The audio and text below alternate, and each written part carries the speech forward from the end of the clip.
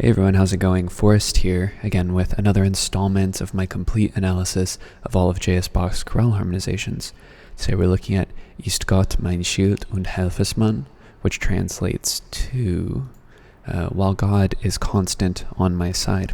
This is a very beautiful chorale. I really love the way that it sounds. It has some harmonic intricacies and patterns in it that are really interesting as well, and we'll talk about them when we get to them. But I think we should hop right into the analysis because this is a longer chorale and I don't want the video to tarry on for too long. So 2 flats in the key signature. We start on C minor, we end on C major. It's kind of interesting because we would expect G minor or B flat major with 2 flats in the key signature, but I think we're in the key of C minor. I love when we're in the key of C under a common time key signature as well. Our first cadence is an imperfect authentic cadence, not in the key of C minor, but in the key of E flat major, which further justifies the fact that the key signature doesn't necessarily have to reflect the overall key of the tune. But that being said, we start off on C minor, and we have a passing tone in the alto. Before we move to E flat, C, G, and C, which is just another tonic triad with or just in first inversion. We then get G, D, G, and B natural, which is G major in root position, that's our dominant. And then we have C, E flat, G, and C, which is C minor in root position. Then we have C, G, F, and D.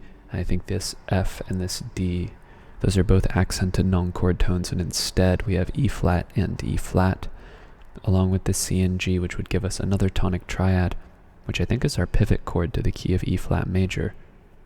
It's now our subdominant. Then we go to D, F, F, and B flat, which is B flat major over D. That's 5, 6. Then we have B flat, D, and B flat, which is just taking the chord and putting it in root position. So we'll just change the figure bass to reflect that. A little bit of a delayed 7th there in the melody as well, before we get E flat major, E flat, B flat, E flat, and G, our tonic triad. Looking ahead to the end of the next phrase, we have a half cadence in the key of C minor, so we're looking for a point on which we modulate. However, similar to the first phrase, I don't think we modulate until much later into the phrase, so we're in E flat for the considerable future. We have E flat, B flat, E flat, and G, the exact same voicing, no vocal swapping or anything like that. Then we have E flat, A flat, C, and F. It's kind of an interesting chord. It's a F minor 7 chord over E flat. We don't see 4/4/2 chords all that often. We might have seen like 1, maybe 2, but just off the top of my head, I can't think of any other time we've seen a 4/4/2 chord. But let's see if it resolves the way we expect. The 7th resolves down by step. We have D, F, B flat, and B flat, so it does resolve to 5, 6, B flat major in first inversion. So it's functioning the way we would expect it to, and the bass moves the way we would expect as well. We then have E flat, B flat, E flat, and G, which is E flat major in root position, which is our tonic. And then we get to what look like non-chord tones, but actually, I take that back. This D is a non-chord tone. It's a passing 7th in the alto, but this G is a chord tone. We then have A flat, F, C, and C, which is F minor, which in the key of E flat is a 2 chord in first inversion, so 2, 6. But I think this is our pivot chord back to the key of C minor, which is 4, 6. This E flat is a passing 7th, and this G is also a non-chord tone. We then have D, D, F, and B natural this time, so it's pretty evident that we are now in the key of C minor. That is a B diminished triad in first inversion. That's where 4 wants to go. 4 wants to go to 7. And anticipation in the alto before we get C, G, E flat, and B, but it's like an inverted suspension. I think there's a word for that, but we know that a 1 chord is being implied here. It gets contrapuntal towards the end anyways. We have some melodic minor going on. This A is a non-chord tone. This G is a chord tone, but this F sharp here is a non-chord tone. So there are like elements of like 7 of 5 here in the counterpoint, but it never really, it might happen for a brief moment here on the 16th note right before the cadence on 5, G, B natural, G, and D, which is our dominant. But I'll just talk about it. It doesn't need to go down on the page. We see the F sharp there. All right, and then we look ahead to another authentic cadence. This time it's perfect in the key of E flat. And unlike the previous two phrases, I think we modulate pretty much straight away. It isn't quite allied, but we do have a common chord right at the beginning of the phrase. We have C, C, G, and E flat. So 5 does go to 1, but I think that this 1 in the key of E flat is also our 6. So we have two phrases where C minor goes, or we have C minor that goes to E flat. And now it's the same thing. We go from C minor to E flat via the 6th chord. That's what I was trying to say. Sorry, I got a little tongue-tied there. Now, interestingly, we have kind of a ambiguous chord here. We have F, A flat, F, and D, which if you look at the downbeat is a D. If you look on the downbeat, it is a D diminished, it is a D diminished chord, which would be 7/6 in the key of E flat. However, if we take a look at this D right here and treat it like a accented non-chord tone, we have E flat, F, F, and C. And if we take into context everything except for the D, which is an accented non-chord tone, we have the makings of a 2/4/2 chord. And the reason why I think this is a 2/4/2 chord, or in other words, F minor over E flat, is because the next chord we get on the harmonic rhythm is B flat over D. D, B flat, F, and B flat, which is B flat major, our dominant in first inversion. Then we have this delayed 7th here, and then this B kind of turns it into root position, but it's not super important that we mark that. Regardless, I think it's more likely for 6 to go to 2 to go to 5. So that's the chords that I take out of this subdivision of the harmonic rhythm here, where it's kind of hard to pick out which are chord tones and which aren't. 6, 7, 5 is not as normative of a progression. 6, 2, 5 makes it a bit more sense, and the fact that we can extrapolate that from the texture without straining too much makes me feel like that's really what the progression that's being implied here. We then have E flat, B, E flat, and G, which is where we would expect a 5/6 chord to go, 1 in root position, our tonic. Passing 7th in the bass before we get C flat, C flat, C, A flat, E flat, and A flat, which is A flat major in first inversion. That's a 4/6 chord. It's our subdominant. And we have some passing tones, or we have a passing tone. I do that so much, and 2 more non-chord tones in the tenor and the melody. And if we get that, we kind of have a bit of a passing 1/6/4 chord, but it doesn't really matter because we have the B flat, the G, the E flat, and the B flat. But like I said, I don't think it really matters too much. It would be a passing 1/6/4 though, so it would be legal in textbook terms. We then have A flat, C, E flat, and F, which is F minor 7 over A flat, so 2/6/5. Bach loves his 2/6/5 chords. We then have B flat, D, and F, which is our 5. It's our dominant, B flat major, passing 7th in the tenor before we get E flat major, E flat, G, B flat, and E flat. 2/6/5/5/1 progression, which is about as normative of a cadential progression as one would expect, especially in Bach's music. All right, looking ahead, we have an imperfect authentic cadence. We have the G in the melody here in the key of E flat major, so no modulations. We have another E flat major chord here, akin to how we had 2 E flats at some point right here in the key of E flat. We're ending the E flat phrase in the key of E flat. And then we move, but this time the voices rotate and we get a swapping of where the voices go. G goes to B flat goes to G, and the melody leaps up an octave. We then have F, A flat, F, and D, and that's likely a D diminished triad in first inversion, so 7/6, some passing tones in the lower voices, which kind of spell a 1/6 chord because we have the G and the B flat, but we have these non-chord tones in the top. So it's being implied, but we don't have the full chord for us to analyze, just something to talk about.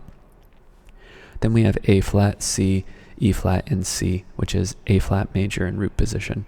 7/6 to 4 is kind of unusual, but when you take unusual, if you connect the two together via this one, sort of like this rootless one chord that's being implied by the bass, it's not as harsh of a progression. But if we're looking strictly at the harmonic rhythm, 7 going to 4 is an example of one of those transitive progressions where you invert the direction of the, or it's the inverse of the cycle of falling fifths. It's a cycle of ascending fifths, which is not, it's not as usual. But we see it in Bach's music quite frequently, actually. He approaches chords from the opposite direction of the cycle of falling fifths to get to the dominant anyways. But yeah, it's not a tremendous deal or anything. But here we get an interesting passing chord. We have A flat, D as a passing tone, F as a passing tone, and this anticipation B flat, which is 5/4-2. And the reason why I think that's significant is because we go to E flat major in root position afterwards. G, E flat, G, and B flat, which is a 1/6. The 7th resolves down by step, and we have a 4/5-1 progression. Just another way of getting to 4, while also pointing towards the dominant, because chords don't have to follow the cycle of falling fifths. They often do, especially in Baroque music because of how important the sequence is, but as you can see, there are different ways of approaching the cycle of fifths. You can go clockwise or counterclockwise.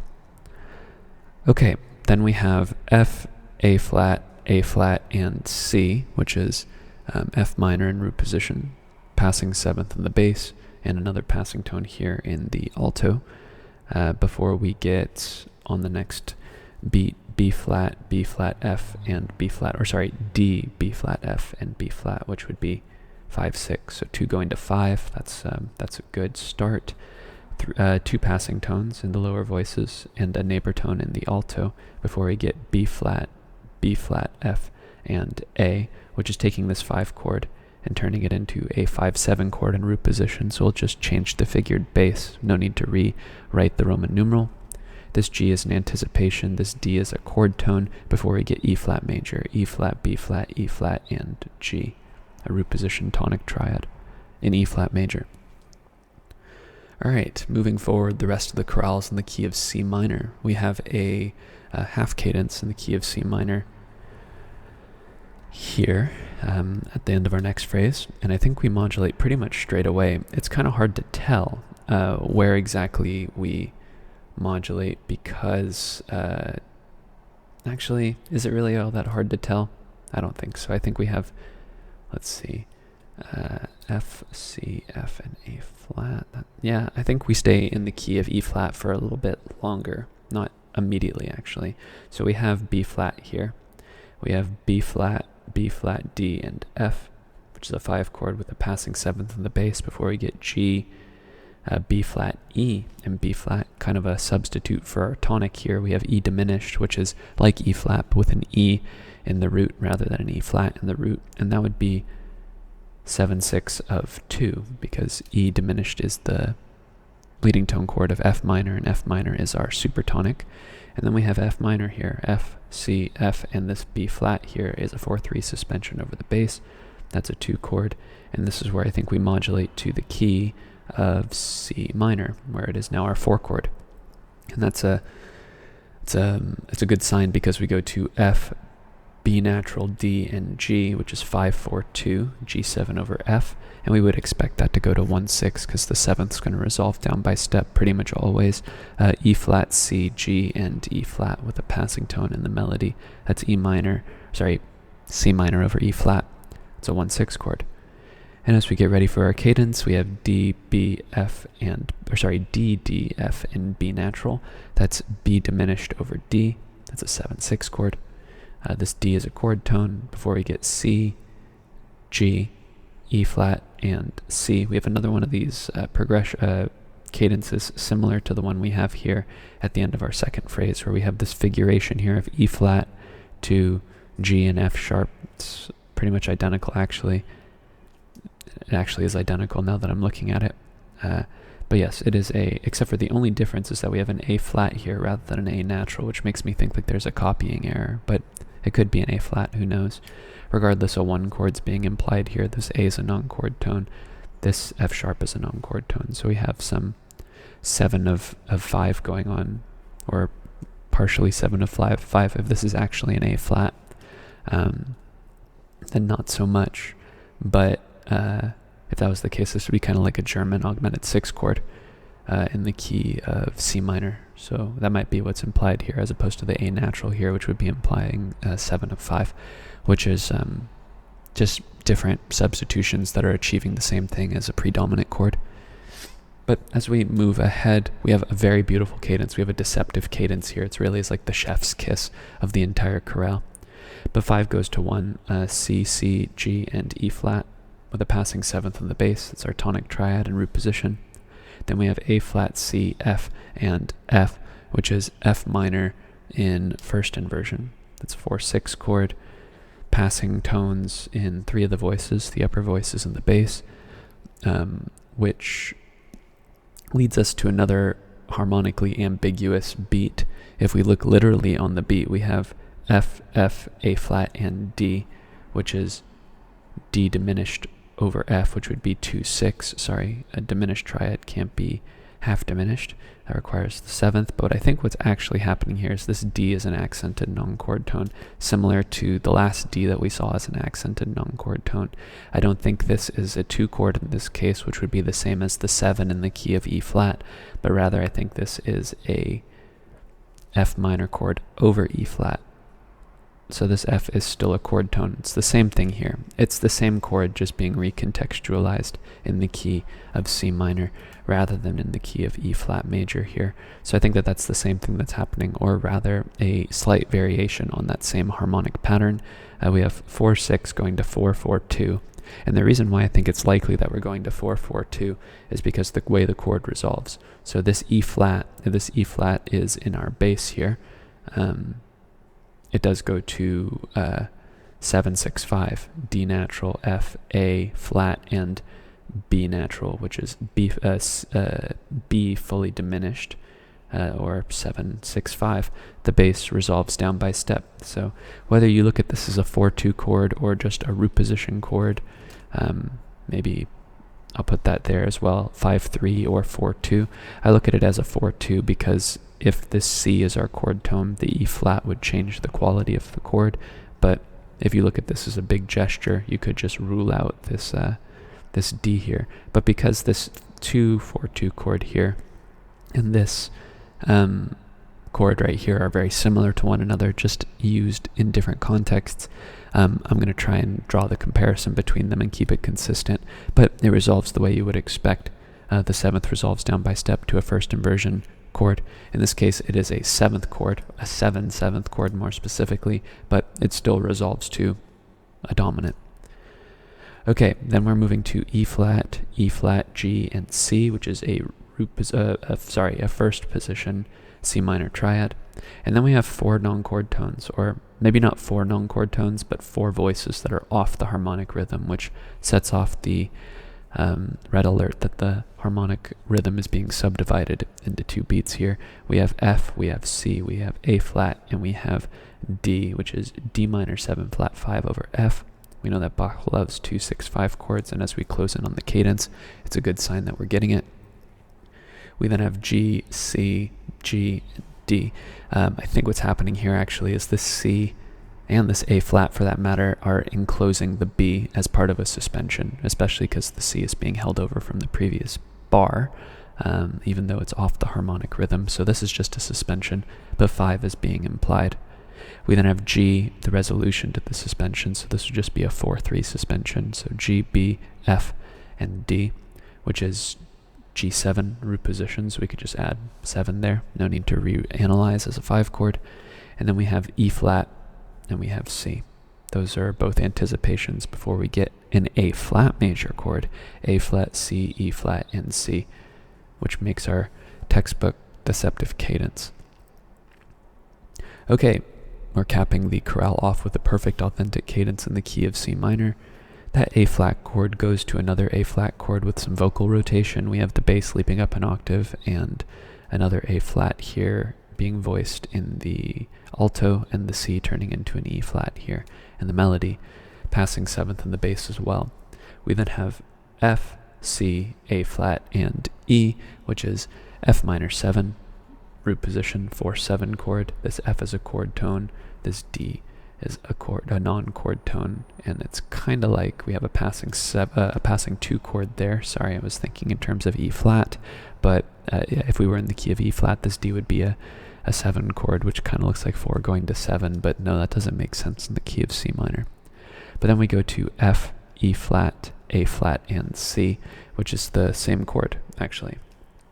But if we look at the offbeat, we have G, we have B, we have D, and we have F, which is a 5/4-2 chord. Lots of 4/2 chords in this chorale. It's very lovely that the bass is being sustained over multiple beats. Here we have F, and we have F again functioning as a bass here on the offbeat 2 and that goes to where we would expect C minor in first inversion, E flat, C, G, and G, 1/6. These neighbor tones in the lower voices as well kind of outline a 5 chord, like a passing 5 chord, before we go to another 1/6 chord, E flat, C, G, and C, so no need to reanalyze. And then we have 4 more non-chord tones. We have A flat, we have F, we have D, and we have F. That is D diminished over F, which is 2/6 as a passing chord. And as we're getting ready for our cadence, it's kind of similar to the end of the last phrase. We have G, G, D, and B, 2/6 going to 5. That's very normal. Passing E flat here, passing 7th here as well before we get G, D, G, and B. The C is an anticipation before we get C major, C, E natural, G, and C. Bach often uses the Picardy third in his minor chorales because I imagine he wanted to end on a lighter note, especially because a large quantity of his chorales, at least up until this point that I've looked at, are in minor keys. And seeing that the chorale is often the last movement of the cantata or the vocal work, it's good to end on an uplifting note. Not always, but virtually always. We could say pretty much with certainty that if there's a minor chorale, you could look to the end and you'd see a major triad. But like I said, not always. Just often. But on that note, I think I'll end the chorale, or the analysis of this chorale. It's a very beautiful chorale. I listened to it for a couple of times, a couple of different vocal renditions of it, and it is a very lovely chorale. All the suspensions really are beautiful when they're sung. It was a very masterfully written vocal work. I really enjoyed it. All things considered, the harmony functioned the way that we would expect it to. Lots of 2/5-1s. Bach would have definitely been a jazz guy. But there were some harmonic quirks, some transitive progressions for sure. But yeah, all things considered, this was mostly a functionally harmonic chorale, and it was very dense, as many of Bach's chorales are, especially ones that are in a common time. But I think I spoke enough at length about the chorale during the analysis, so I think I'll keep my post-analytical comments to a minimum today. Thank you so much for watching the video.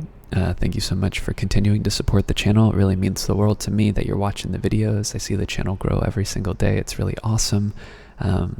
More videos to come if you're interested in following along on this journey. I upload a video every single day, so if you're catching me while I am uploading videos about Bach chorales, feel free to subscribe. Or if you're watching this video well into the future, you might see a playlist filled with chorales. So all of them, because that's what the journey's about. It's about analyzing all of them. And I have hundreds of videos scheduled for the future, so if you want your daily dose of analysis, Bach analysis as it is this year, feel free to subscribe. I'd love to have you. But that being said, thank you again so much for watching the video. Thank you so much again for supporting the channel. I look forward to tomorrow's analysis, and I hope you take care.